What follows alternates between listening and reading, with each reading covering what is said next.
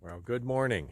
It is Monday, the 8th of February, and I am here in the snow in southern part of North Carolina, and took a zero yesterday. And it was really interesting because I didn't realize how much I needed to take a 0 day until I actually took it. And it wasn't until like the first night and even the first morning in the hotel, and I was thinking to myself, I really need to get out there. I gotta keep going. And I knew, and I felt that I'd been beaten up at that point, for a week out on the trail. And I wisely called home, talked to my wife, and she said, well, just take a day off, staying in a hotel. And so I did that. And the difference is just amazing. So I'm ready to hit it again. And I've made a little change in the gear.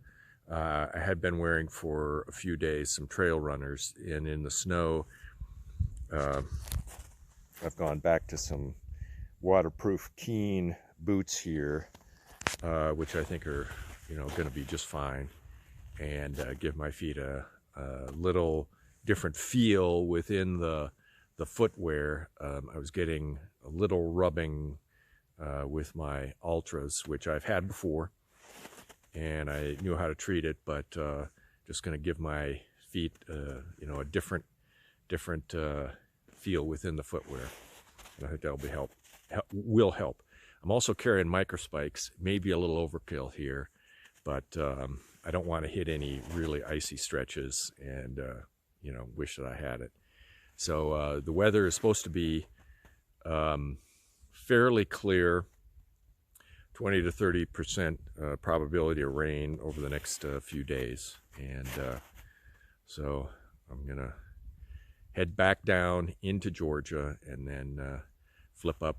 And I'm starting to get staged here, probably 1 or 2 legs, and then I'll be hitting the Smokies, and that's going to be sort of the first real test in the snow. See how much there is and how much weather I'm going to have to contend with. But anyway, it's a beautiful day, and my heart is soaring. My heart is absolutely soaring being out on the trail here. So I hope you're having a great day too. So I'm just about a mile up from the trailhead where I started. And where I started, there were 3, 4, 5, 6 hikers that had come and gone. Kind of a pretty well-defined trail. And sort of like a scout looking at the animal tracks, what I'm seeing here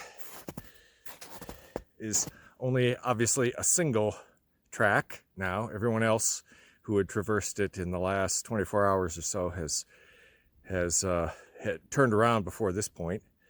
So I have only a single track, and this is of, I can tell, an Ultra due to the tread size, and it has little, which is like a foot shape for most of its models, and right here and here and here are little almost like claw points, little carrots, if you will.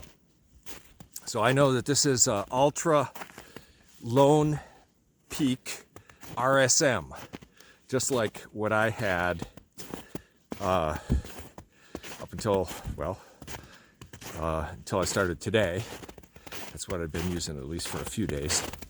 I was using these same Keens down at Springer.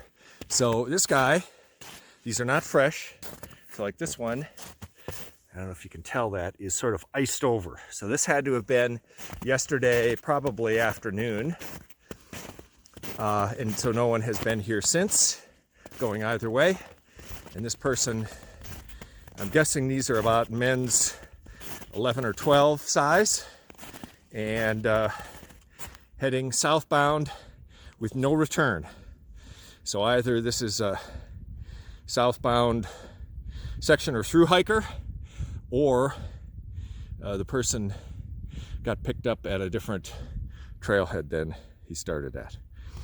So anyway, the things that occupy your mind when your mind is free. Came around this bend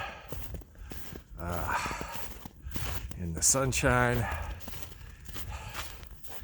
This is what winter hiking is all about.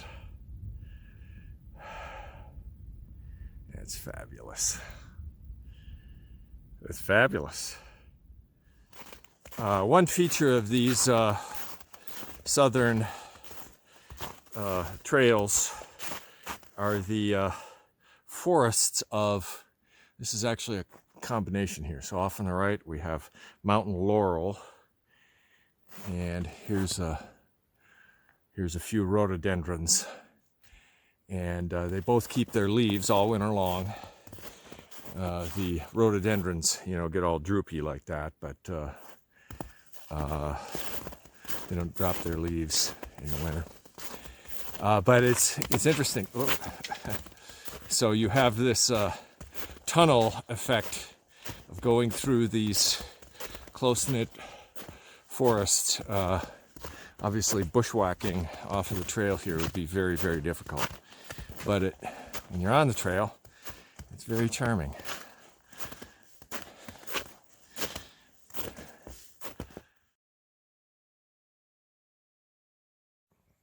So I've stopped for my first lunch at Long Branch Shelter.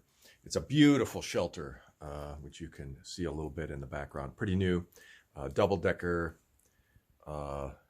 probably sleeps 12 people, and that's not even counting, whatever overflow would be necessary in the alcove here if it was really desperate conditions. So well done to the people who built this beautiful shelter and maintain it. It's gorgeous. But what I wanted to discuss was what I use for water bottles and why. So I typically have one smart water bottle, and take a look at the cap there.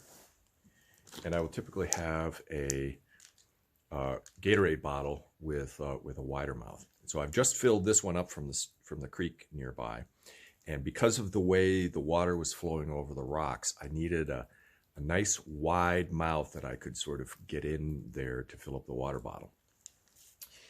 Whereas other times you may have a very narrow gap, say between two rocks where the water is flowing, and it helps to have a really narrow opening there to do that. So that's one reason why I have two different kinds of bottles. The other one is I don't have like dirty water and clean water all sort of arranged. It's either dirty water or clean water, depending on whether or not I've used my Aquamira on it.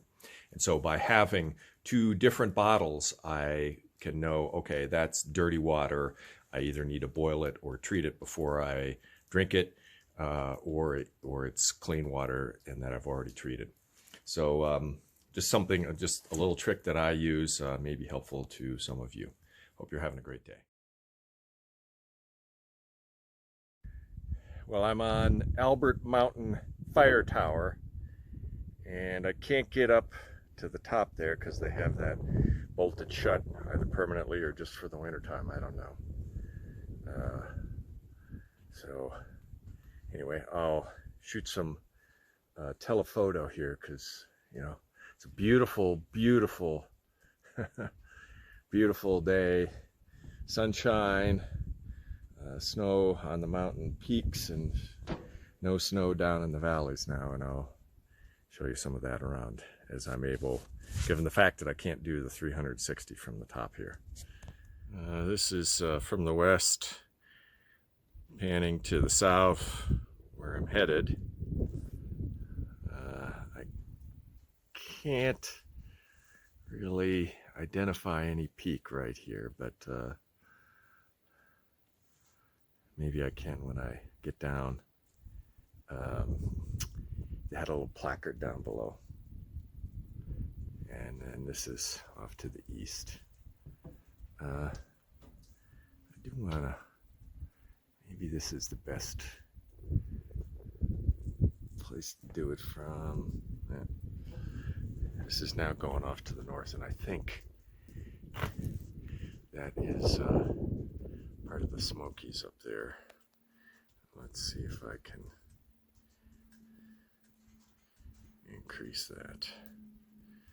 That's a little wobbly. Okay, anyway, beautiful day up here.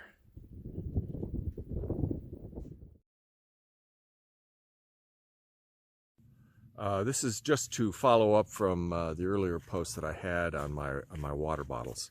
So right behind me here is this spring, and I've been gathering the water just a few feet down below, where there's a nice little notch. My small opening water bottle is perfect for that. The wide one wouldn't work well; it would pick up too much sediment. But what I want to talk about is the excess, or in case I need more than 2 quarts. So I'm planning on going up to a campground here 3/4 of the mile ahead, and so I'm going to need dinner water and breakfast water, and 2 liters. I mean, I could do it, but I want to have the luxury of having another one. So what I use is a quart storage Ziploc bag in these cases, and I'll always have a few of these on hand. And for the last 3/4 of a mile, I'll just double bag this and put it into one of my exterior pockets, just in case it gets, springs a leak or whatever. It's not going to be a big tragedy, and that way I don't have to carry that many water bottles. And the Ziploc bag weighs almost nothing, and after I use it for water, I can use it for other stuff as well. So, multi-use here. Okay, moving on. I think I'm going to stay at this campground. It's a little early. Part of it's going to be is how much snow is there, and can I brush the snow away, because sleeping on snow isn't great.